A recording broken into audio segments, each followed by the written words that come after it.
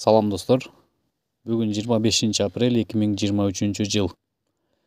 Мбанк колдонуучу, Мбанктын виза картасын колдонуучуларга бир жакшы жаңылык бар. Ошону бөлүшүп коюуну туура көрдүм. Негизи Мбанктын карталары эки түрдүү картасы бар. Элкарт жана виза. Азыр бул жаңылык визага тийиштүү.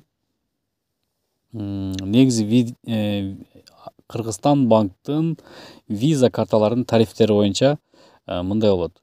Минимальный комиссия эгер башка банкоматтан снимать этсеңер $3. Мындайча айтканда, где-то 250 сом. Орто эсеп менен 250 сом.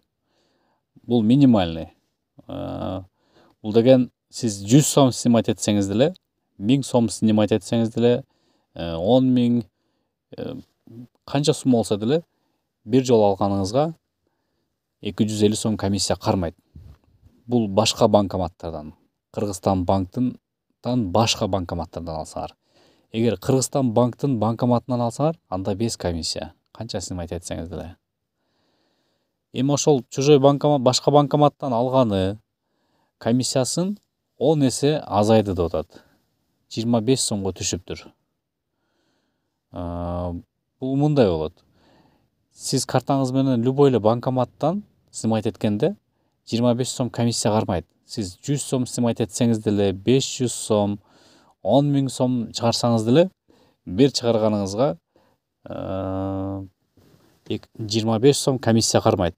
Эки жолу чыгарсаңыз акча 25 сомдон 50 сом. Бул акция июль айынын 2023 июль айынын акырына чейин уланат деп айтып атышат. Данный момент бул акция уже күчүнө кирди.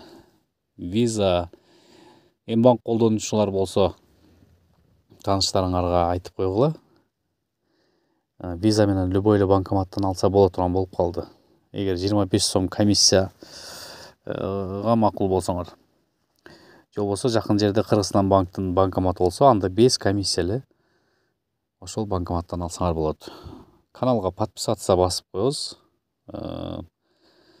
Ушул канал аркылуу, Мбанк аркылуу дагы башка жаңылыктардан кабардар болуп туруш үчүн каналга катталып, лайк басып коюңуздар.